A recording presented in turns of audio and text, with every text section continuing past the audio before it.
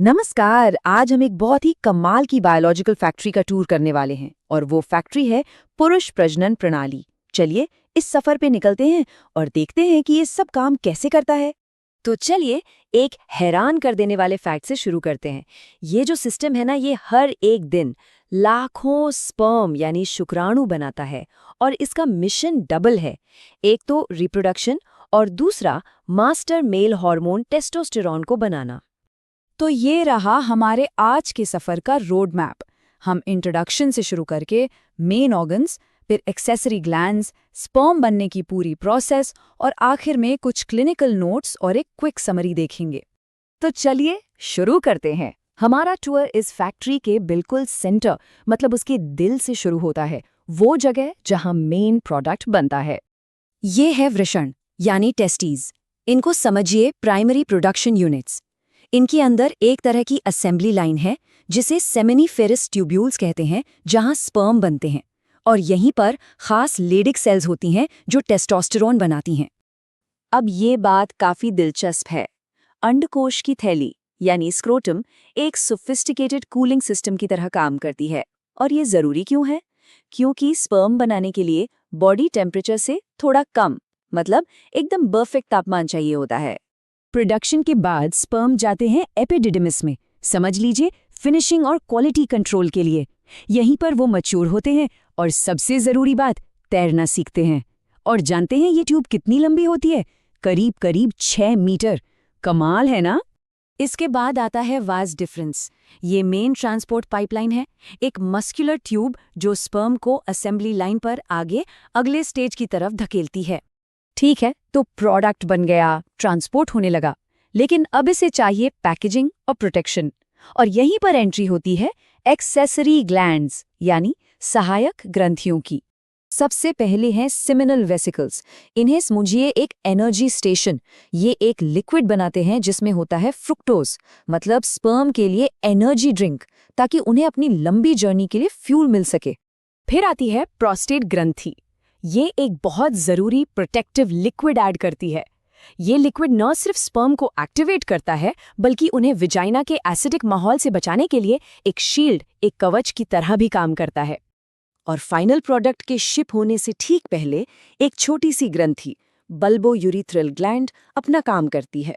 ये एक lubricating liquid छोड़ती है जो रास्ते को यानी यूरिथ्रा को साफ और चिकना बना देता है, ताकि सब कुछ स्मूथ रहे। और आखिर में यूरिथ्रा और लिंग।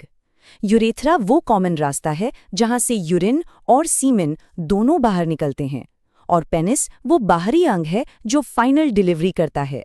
तो ये तो हो गया पूरी फैक्ट्री का टूर। अब चलिए थोड़ा जूम इन करते हैं और माइक्रोस्कोप के नीचे देखते हैं कि ये स्पर्म असल में बनते कैसे हैं।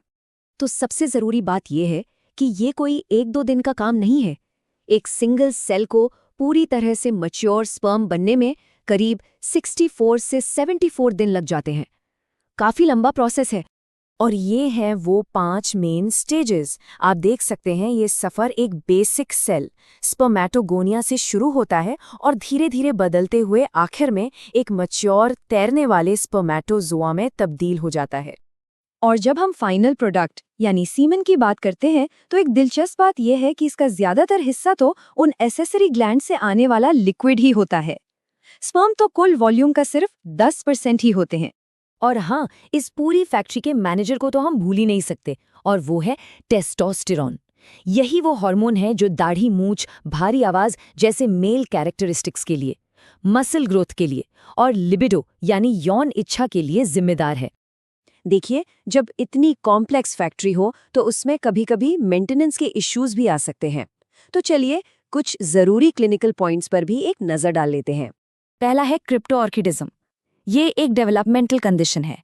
इसमें होता यह है कि जन्म के समय एक या दोनों टेस्टीज अपनी सही जगह यानी स्क्रोटम में नीचे नहीं उतर पाते।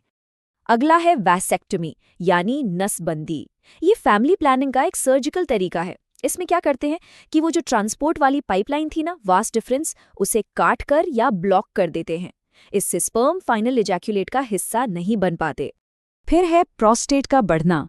ये ज्यादातर बढ़ती उम्र के पुरुषों में एक कॉमन प्रॉब्लम है। इसमें प्रोस्टेट ग्लैंड का साइज बढ़ जाता है और वो यूरेथ्रा पर दबाव डाल सकती है, जिससे यूरिन फ्लो में दिक्कतें आने लगती हैं। तो चलिए एक बार जल्दी से सब कुछ रिवाइज कर लेते हैं। टेस्टीज ने प्रोडक्शन किया, एपिडिडमिस ने उन्हें मैच्योर किया, सेमिनल वेसिकल ने एनर्जी दी और प्रोस्टेट ने प्रोटेक्शन। कितना बढ़िया टीम वर्क है ना? तो हमने देख लिया कि ये सारे पार्ट्स एक साथ मिलकर कैसे काम करते हैं। ये हमें एक आखिरी सवाल पर लाकर छोड़ता है कि सिर्फ रिप्रोडक्शन के अलावा ये पूरा कॉम्प्लेक्स सिस्टम, खास तौर पर इसका हार्मोनल रोल, हमारे ओवरऑल हेल्थ और वेल बीइंग पर और क्या असर डालता है।